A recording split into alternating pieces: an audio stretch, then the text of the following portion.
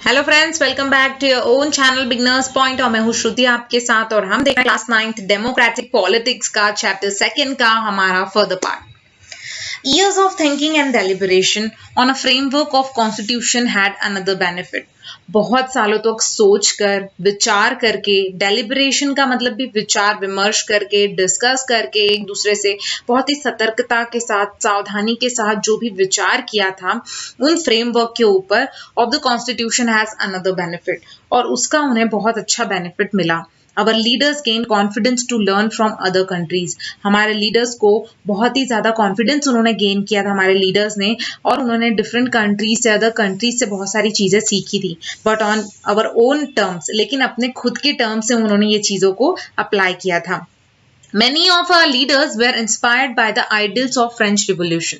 हमारे बहुत सारे जो लीडर्स थे वो बहुत ही इंस्पायर थे या बहुत ही मतलब इंस्पायर हुए थे आइडियल्स ऑफ फ्रेंच रिवोल्यूशन से। The practice of parliamentary democracy in Britain and the Bill of Rights in US. जैसे कि जो प्रैक्टिस हुई थी या प्रैक्टिस चलती थी या जिस तरह से पार्लियामेंट्री डेमोक्रेसी ब्रिटेन में चलती थी, उस चीज से बहुत ही इंस्पायर थे हमारे लीडर्स। और दूसरा बिल ऑफ राइट्स जो यूएस में था उससे भी। The socialist revolution in Russia, जो socialist revolution रशिया में हुआ था, had inspired many Indians to think of shaping a system based on social and economic equality. और वो जो हुआ था socialist revolution इंडिया रशिया में, उसने हमारे बहुत सारे इंडियंस को इंस्पायर किया था और बहुत ज़्यादा इनकरेज किया था कि वो हमारे सिस्टम को शेप करने के लिए सोचें जो सोशल और इकोनॉमिक इक्वालिटी के ऊपर डिपेंड हो। Yet they were not simply imitating what others had done. लेकिन वो पूरी तरह से वो नहीं कर रहे थे जो दूसरी कंट्रीज ने किया है, वो इस तरह से कुछ अपने अंदर का उसमें डालकर अपने ओन कह सकते हैं कि अपने ओन थिंकिंग से वो कुछ अलग कर रहे थे उसमें। At each step they were questioning whether this thing suited our country. क्योंकि ये बात भी सोचने की है कि अगर कोई चीज दूसरी कंट्री में हो रही है और वही चीज बहुत अच्छी, वहां पर उस चीज को बहुत अच्छा रिस्पॉन्स है, तो जरूरी नहीं कि वो चीज अगर आप अपनी कंट्री में लाते हैं तो उससे भी वही रिस्पॉन्स मिले, क्योंकि डिफरेंट कंट्रीज में डिफरेंट पीपल्स हैं और डिफरेंट पीपल्स की थिंकिंग अलग अलग हैं। तो डेफिनेटली ये चीज आपको सोचना बहुत जरूरी है। तो हमारे लीडर्स ने यही किया कि जहां पर जो चीज अच्छी लगी उसके बारे में सोचा कि अगर वो चीज को हम अपनी कंट्री में लाते हैं, इंडिया में लाते हैं, तो क्या वो हमारी कंट्री को सूट करेगी। All these factors contributed to the making of our constitution. और ये सारी चीजें एक तरह से मतलब रिस्पॉन्सिबल थी हमारे कॉन्स्टिट्यूशन को बनाने के लिए। The Constituent Assembly. अब Constituent Assembly क्या था? Who then were the makers of Indian Constitution? तो अब कौन थे जिन्होंने हमारे इंडियन कॉन्स्टिट्यूशन को बनाया? You will find here very brief sketch of some of the leaders who play an important role in making the constitution. यहाँ आप देखेंगे बहुत ही ब्रीफ या बहुत ही अच्छा सा आपको शॉर्ट सा स्केच दिया हुआ है कुछ लीडर्स का जिन्होंने बहुत ही इंपॉर्टेंट रोल प्ले किया था हमारे कॉन्स्टिट्यूशन को बनाने में। The drafting of the document called the Constitution was done by an assembly of elected representatives. ये जो डॉक्यूमेंट है, मतलब कॉन्स्टिट्यूशन का जो डॉक्यूमेंट था, उसे जब ड्राफ्ट किया गया, मतलब उसे जब बनाया गया, तो उसमें इलेक्टेड रिप्रेजेंटेटिव की असेंबलीज थी। मतलब पूरी एक ग्रुप था इलेक्टेड रिप्रेजेंटेटिव्स का जिन्हें कॉन्स्टिट्यूएंट असेंबली कहा गया है। मतलब कॉन्स्टिट्यूशन बनाने वाला जो ग्रुप ऑफ पीपल है, that is constituent assembly. Election to the constituent assembly were held in July 1946. वो जो इलेक्शन हुआ था ये कॉन्स्टिट्यूएंट असेंबली के लिए, ये 1946 जुलाई में हुआ था, and its first meeting was held in December 1946. और उसकी पहली मीटिंग दिसंबर 1946 में हुई थी। Soon after the country was divided into India and Pakistan. और उसके जस्ट बाद में ही हमारी कंट्री जो है दो अलग अलग कंट्रीज में डिवाइड हो गई, इंडिया और पाकिस्तान अलग हो गए। तो constituent assembly was also divided into constituent assembly of India and that of Pakistan. अब जब कि हम एक कंट्री में थे, मतलब पूरा एक था, तो उस समय में कॉन्स्टिट्यूएंट असेंबली में डेफिनेटली जो लोग, जब डिवाइड हुआ पाकिस्तान और इंडिया का, तो उसमें कुछ लोग पाकिस्तान वाले भी होंगे उस असेंबली में। तो जब ये डिवीजन हुआ इंडिया और पाकिस्तान का, तब वो जो कॉन्स्टिट्यूएंट असेंबली थी वो भी डिवाइड हो गई, एक कॉन्स्टिट्यूएंट असेंबली ऑफ इंडिया और एक दूसरी कॉन्स्टिट्यूएंट असेंबली ऑफ पाकिस्तान।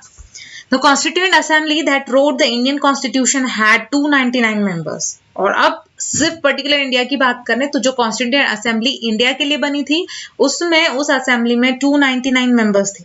और असेंबली अडॉप्ट किया था। The assembly adopted the constitution on 26 नवंबर 1949 और 26 नवंबर 1949 को हमारा कॉन्स्टिट्यूशन अडॉप्ट किया गया, but it came into effort 26 जनवरी 1950। लेकिन वो कॉन्स्टिट्यूशन बन के तो रेडी हो गया था 26 नवंबर को 1949 में, लेकिन 1950 मतलब जनवरी 26 को हमने इस चीज को इफेक्ट में लाया या लोगों तक पहुंचाया, उस चीज को उस दिन से हम अप्लाई करने लगे। To mark this day we celebrate January 26 as Republic Day every year. और इस चीज को याद रखने के लिए हम 26 जनवरी को हमेशा रिपब्लिक डे के नाम से जानते हैं और मनाते हैं। Why should we accept the constitution made by this assembly more than 6 decades ago? अब अगर हम ये बात कहें कि ये असेंबली जो थी, कॉन्स्टिट्यूएंट असेंबली ने जो कॉन्स्टिट्यूशन बनाया था जो 60 साल पहले बनाया था, 6 decades mean the period of 10 years is known as 1 decade। तो यहाँ 6 decades है, मतलब 60 साल पहले की बनाई हुई कॉन्स्टिट्यूशन को आज हम क्यों माने, क्यों एक्सेप्ट करें? We have already noted one reason above। हमने एक चीज को पहले ही नोट किया है, the constitution does not reflect the views of its members alone। क्योंकि कॉन्स्टिट्यूशन में सिर्फ उसके मेंबर्स के व्यूज ही दिखाए नहीं जाते। It expresses a broad sense of its time। वो टाइम को भी एक्सप्रेस करता है। Many countries of the world have had to rewrite their constitution afresh because the basic rules were not acceptable to all major social groups and political parties। तो यहाँ पर ये लिखा है कि बहुत सारी कंट्रीज ने समय के साथ साथ अपने कॉन्स्टिट्यूशन को फिर से लिखा या फिर से अफ्रेश किया, फिर से नया कॉन्स्टिट्यूशन या उसमें कुछ चेंजेस किए, क्योंकि जो बेसिक रूल थे वो सोशल ग्रुप्स और पॉलिटिकल पार्टीज एक्सेप्ट नहीं कर रही थी। इन सम अदर कंट्रीज, कुछ कंट्रीज में तो constitution exist as a mere piece of paper. कुछ कंट्रीज में तो कॉन्स्टिट्यूशन सिर्फ एक कागज के टुकड़े पर लिखे हुए रूल्स हैं, नथिंग एल्स। उसे फॉलो भी नहीं किया जाता, ना उसे माना जाता है। No one actually follows it, कोई भी उसे फॉलो नहीं करता। ऐसी भी कुछ कंट्रीज हैं। The experience of our constitution is different. लेकिन हमारे इंडियन कॉन्स्टिट्यूशन का एक्सपीरियंस कुछ अलग था। Over the last half a century, मतलब over the last half a century मतलब 50 साल से अगर देखें हम, पिछले 50 सालों में several groups have questioned some provisions of the constitution. कुछ ग्रुप्स जो थे उन्होंने क्वेश्चन किए, सवाल उठाए थे हमारे कुछ प्रोविजंस पे कॉन्स्टिट्यूशन के, but no large social group और political parties have ever question the legitimacy of the constitution itself. लेकिन जैसे कि बताया गया कि कुछ कंट्रीज में सोशल पार्टीज, सोशल ग्रुप और पॉलिटिकल पार्टीज ने इसके ऊपर उंगली उठाई थी कि उसे चेंज करना चाहिए। हमारे यहाँ पर अगर देखिए तो कुछ प्रोविजंस थे कॉन्स्टिट्यूशन के ऊपर उंगली उठाने जैसे, लेकिन कोई भी सोशल ग्रुप और पॉलिटिकल पार्टीज ने कभी सवाल नहीं उठाया हमारे कॉन्स्टिट्यूशन की लेजिटिमेसी पे। This is an unusual achievement of any constitution. और इससे अच्छी बात या इससे अच्छा अचीवमेंट कोई भी कॉन्स्टिट्यूशन नहीं कर सकता कि 60 साल पहले बनाए हुए कॉन्स्टिट्यूशन के अंदर कोई भी चेंजेस ना आने पर भी कोई भी उस पर उंगली नहीं उठा रहा है। इससे अच्छी बात किसी भी कंट्री के लिए नहीं हो सकती। The second reason for accepting a constitution is that the Constituent Assembly represented the people of India।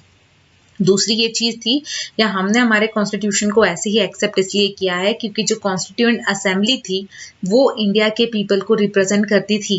There was no universal adult franchise at that time. उस समय तो ऐसा कुछ नहीं था, यूनिवर्सल एडल्ट फ्रेंचाइजी भी नहीं थी कि सभी लोग बराबर होंगे, इक्वलिटी और ये सारी चीजें तो नहीं थी। लेकिन कॉन्स्टिट्यूशन सभी को ध्यान में रखकर बनाया गया। कॉन्स्टिट्यूशन में सभी लोग एक थे, कोई अमीर कोई गरीब, कोई ऊंची जात का कोई नीची जात का, कोई काला कोई गोरा, ऐसा कुछ नहीं था। कॉन्स्टिट्यूशन सभी को ध्यान में रख के बनाया था कि कॉन्स्टिट्यूशन सभी के ऊपर अप्लाई होगा और सभी को इसे फॉलो करना है। तो ये सबसे अच्छी चीज थी कि इसीलिए हमारे आज भी लोगों ने, किसी ने भी उसके ऊपर उंगली उठाने की कोशिश नहीं की, क्योंकि आज भी हमारे जो कॉन्स्टिट्यूशन को अगर हम देखेंगे तो आज भी वो इस तरह से बनाया है कि वो सबके फेवर में होता है। There was no universal adult franchisee, so the Constituent Assembly could not have chosen directly by all the people of India। और इसीलिए हम कह सकते हैं कि जो Constituent Assembly थी वो चूजन नहीं की गई थी directly all the people of India से। It was elected mainly by the members of existing provincial legislature that we mentioned above। और ये किसके थ्रू सिलेक्ट किए गए थे? तो जो ऑलरेडी मेंबर्स थे प्रोविजनल लेजिस्लेचर के, उन लोगों में से सिलेक्ट किए गए थे इन इलेक्टेड रिप्रेजेंटेटिव्स को। This ensured a fair geographical share of the members of all the region of the country. और जो कि प्रोविजनल लेजिस्लेचर में सारे पूरे ऑल ओवर द कंट्री के हर रिलीजन के, हर धर्म, हर जाति के लोग होते हैं, तो डेफिनेटली वहां पर इस तरह का करप्शन या इस तरह का गलत बात होने का सवाल ही नहीं है। अगर वो प्रोविजनल लेजिस्लेचर में सपोज 500 लोग हैं और 500 लोग में हर धर्म का लोग, उसमें हर धर्म के लोग हैं, और जब उनके बीच में इलेक्शन लिया गया तो डेफिनेटली उनके वोटिंग्स के थ्रू तो यहाँ पर धर्म भेद आया ही नहीं, यहाँ सभी लोग थे, तो उसके मेजॉरिटी में उन लोगों ने सबने मिलकर उनमें से इलेक्टेड किए गए रिप्रेजेंटेटिव्स को। तो यहाँ पर ये इंश्योर हो गया कि एकदम सही ज्योग्राफिकल शेयर जो था सारे मेंबर्स का हर रीजन से कंट्री के वो मिला था। The assembly was dominated by the Indian National Congress, the party that led India's freedom struggle. और जो असेंबली थी वो डोमिनेट की गई थी बाय इंडियन नेशनल कांग्रेस, जो पार्टी जिसमें इंडियाज फ्रीडम स्ट्रगल के लिए आगे आई थी। But the Congress itself include a variety of political groups and opinions. लेकिन कांग्रेस के पास खुद ही बहुत सारे variety of political groups और opinions थे। The Assembly had many members who did not agree with the Congress. Assembly में ऐसे बहुत सारे members थे जो agree नहीं करते थे या मानते नहीं थे कांग्रेस को।